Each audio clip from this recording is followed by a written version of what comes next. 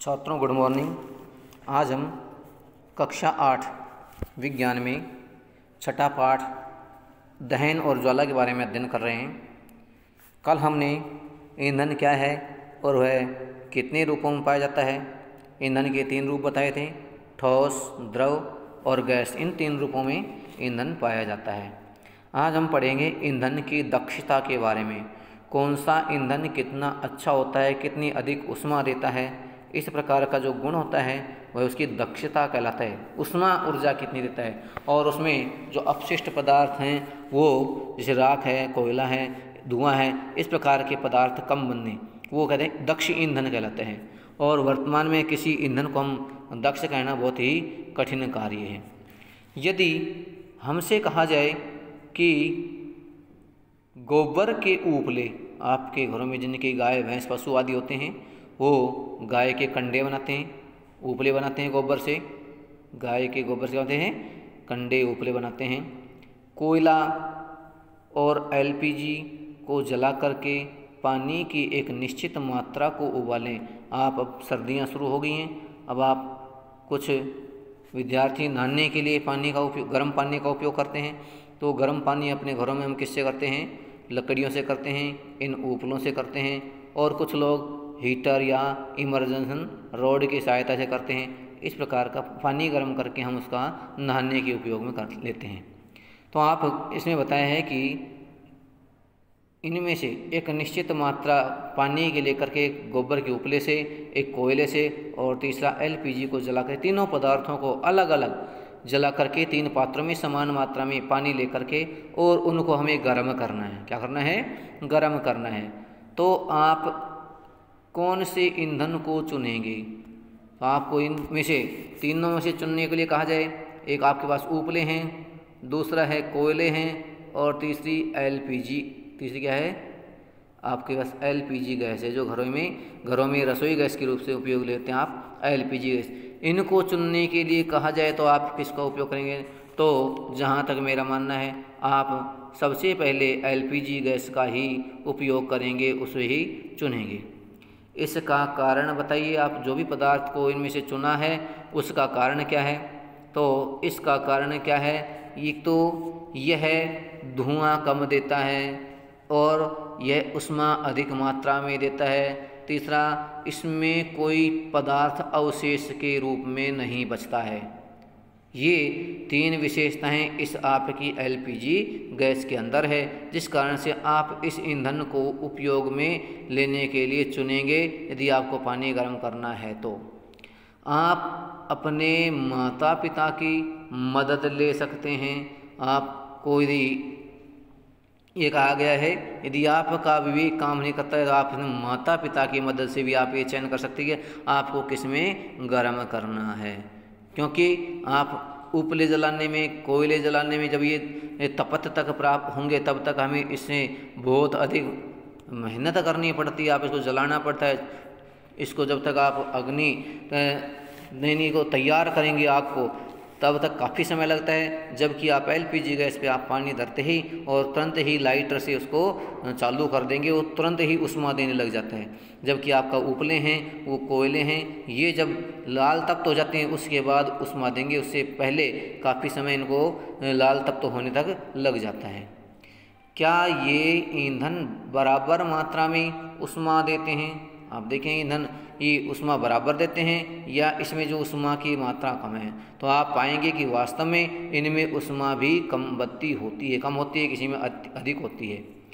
किसी ईंधन के 1 किलोग्राम के पूर्ण दहन से, यदि कोई आपके पास ईंधन है और आप उस ईंधन का 1 किलोग्राम मात्रा लेकर के उसको पूर्ण दहन करते हैं, तो उससे प्राप्त जो ऊर्जा की मात्रा होती है उसका मान ऊष्मीय मान कहलाता है। क्या कहलाता है? ऊष्मीय मान। आप 1 किलो ईंधन लेकर के और उसको जलाते हैं, उसको दहन करते हैं और उससे जो आपको ऊर्जा प्राप्त होती है, ऊष्मा ऊर्जा, उसका मान क्या कहलाता है? ऊष्मीय मान कहलाता है।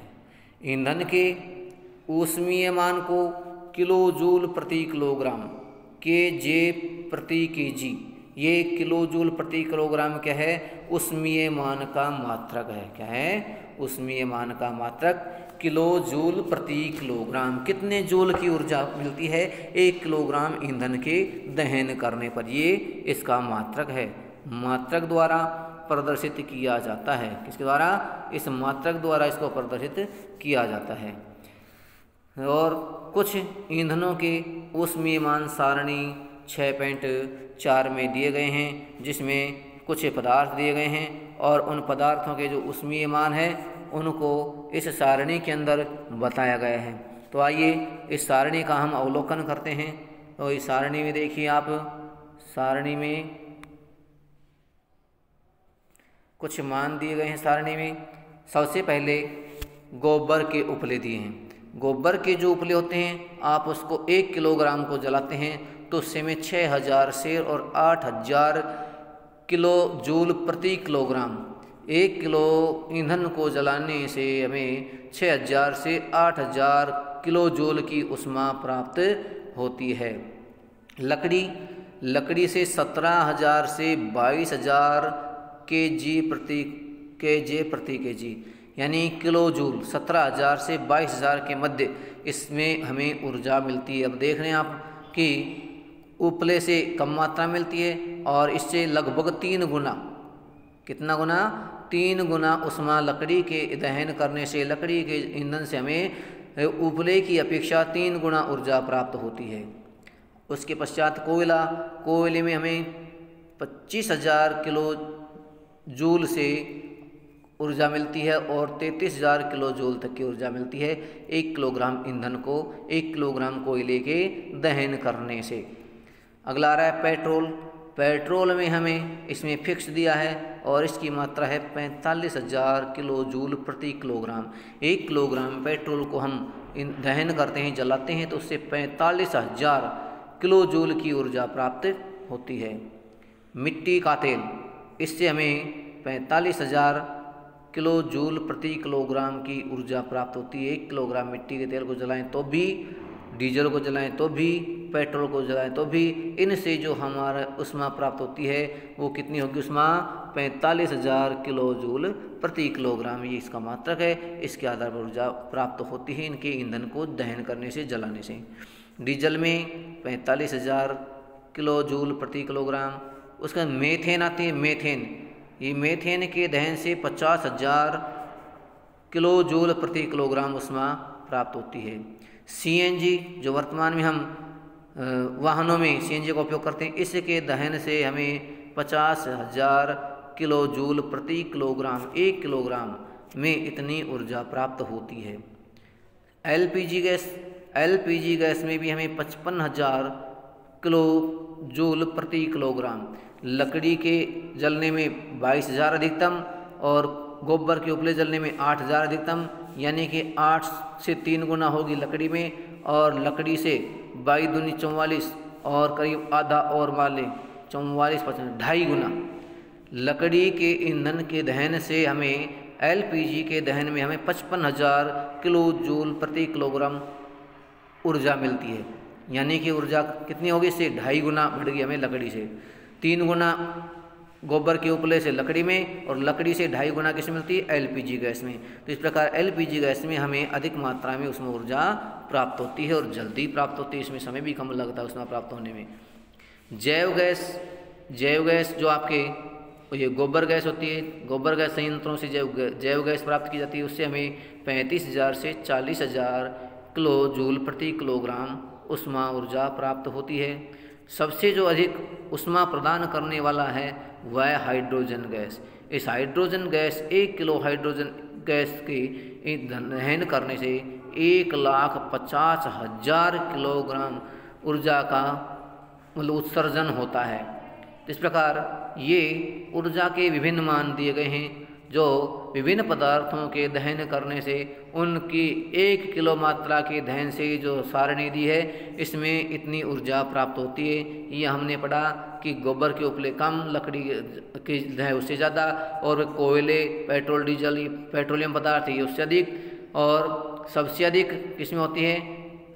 मेथेन, सीएनजी, एलपीजी में समान मात्रा में। सबसे अधिक हाइड्रोजन होती है, जो 1 किलोग्राम के दहन से 1,50,000 किलो जूल प्रति किलोग्राम, ये जो मान है यानी 1,50,000 जूल की ऊष्मा प्राप्त होती है यदि आप 1 किलो हाइड्रोजन का दहन करते हैं तो। इसके पश्चात ईंधन के दहन के हानिकारक उत्पाद भी प्राप्त होते हैं। जब ईंधन का दहन होता है तो उससे पदार्थ कैसे कुछ हानिकारक पदार्थ भी प्राप्त होते हैं। ईंधन का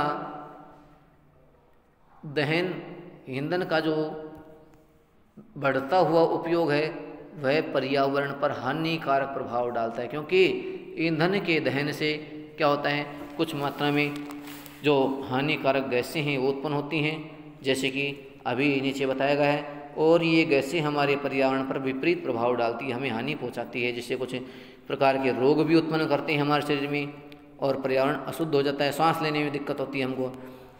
पहला जो प्रभाव दिया है वो है लकड़ी, कोयले और पेट्रोल जैसे कार्बन ईंधन बिना जले कार्बन के कण छोड़ते हैं। कुछ ये हैं लकड़ी हैं, कोयले हैं और पेट्रोल है।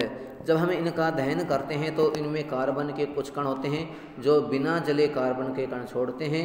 ये सूक्ष्म कण यहाँ उनसे निकलने, इनके दहन के फलस्वरूप निकलने के पश्चात क्या वातावरण में पहुँचते हैं, और ये सूक्ष्म कण खतरनाक प्रदूषक होते हैं। क्या होते हैं ये? खतरनाक प्रदूषक होते हैं ये। और इनके ये जो प्रदूषक हैं क्या करते हैं, ये हानि पहुंचाते हैं। किस प्रकार? दमा जैसे श्वास रोग उत्पन्न करते हैं। कहते हैं ऐसा रोग उत्पन्न करते हैं जैसे दमा हो जाता, सांस रोग हो जाता है। ये रोग उत्पन्न करते हैं, कौन करते हैं? लकड़ी, कोयले, पेट्रोल के दहन से उत्पन्न कार्बन के कण। आगे दिया सर्दियों में लकड़ी का घरेलू उपयोग औद्योगिक ईंधनों के रूप में हो रहा है। सर्दियों से लकड़ी का उपयोग घरों में करते हैं, औद्योगिक ईंधन के रूप में करते हैं, परंतु अब इसका स्थान कोयले और एलपीजी जैसे ईंधनों ने ले लिया है। अब इनसे लकड़ी से जो दहन से फलस्वरूप बनने वाली जो कार्बन थे, कण थे, उनको तो कम होगा, लेकिन इसका उपयोग दूसरी वस्तुओं ने ले लिया, जैसे कोयले ने ले लिया, एलपीजी गैस ने ले लिया। अभी भी हमारे देश में बहुत से ग्रामीण क्षेत्रों में ईंधन के रूप में लकड़ी का उपयोग हो रहा है। जो ग्रामीण क्षेत्र हैं वहाँ पर हम अभी एलपीजी का, कोयले का उपयोग नहीं कर रहे हैं, हम वहाँ भी लकड़ी का ही उपयोग कर रहे हैं घर में ईंधन के रूप में। लकड़ी क्योंकि है आसानी से उपलब्ध हो जाती है और सस्ती है। लकड़ी क्या है? एलपीजी गैस की अपेक्षा आसानी से उपलब्ध होने वाली है और ये सस्ती भी होती है। लोग जंगल में या जो आसपास के वन क्षेत्र है वहाँ जा कर के इनको काट करके ले आते हैं और सूखने पर जलाने काम लेते हैं। इसका ये जो कीमत है बहुत कम है, सस्ती है, आसानी से उपलब्ध हो जाती है। परंतु लकड़ी के जलाने से बड़ी मात्रा में धुआं उत्पन्न होता है। क्या होता है? धुआं उत्पन्न होता है, जो मनुष्यों के लिए हानिकारक है और श्वसन कष्ट उत्पन्न करता है, सांस लेने में परेशानी उत्पन्न करता है, हमें सांस लेने में दिक्कत होती है किससे? इस धुएं की मात्रा वातावरण में जाने से। साथ ही वृक्ष हमें बहुत सी उपयोगी वस्तुएं भी उपलब्ध कराते हैं। वनों से जो होने वाले लाभ हैं वो सब क्या हैं? वृक्ष हैं। वृक्षों से हमें बहुत सी उपयोगी वस्तुएं, गोंद, लाख, शहद और इमारती लकड़ियाँ आदि प्राप्त होते हैं, जो ईंधन के रूप में लकड़ी का उपयोग करने पर हमें प्राप्त नहीं हो पाती। यदि हम इन वृक्षों को समय से पहले ही काट लेते हैं तो जो वनों से हमें प्राप्त होने वाली वस्तुएं थी वो हमें प्राप्त नहीं हो पाती है। इसके अतिरिक्त वृक्षों की कटाई वनोन्मूलन का कारण बनता है। किसका होता है? वो जो वृक्षों में कटाई करते हैं, वनों का नष्ट होना, उन्मूलन नष्ट होना, वनों का वनोन्मूलन का कारण बनता है। क्या होता है? वृक्षों की कटाई, जो पर्यावरण के लिए हानिप्रद है, जैसा इसके बारे में हमने पिछली कक्षा में अध्ययन किया। छात्रों, आज का अपना ये टॉपिक कंप्लीट हुआ। अब इसके बाद हम शेष जो विश्व उष्णन है इसके बारे में, अम्ल वर्षा है इसके बारे में हम कल की कक्षा में अध्ययन कराएंगे। तब तक धन्यवाद।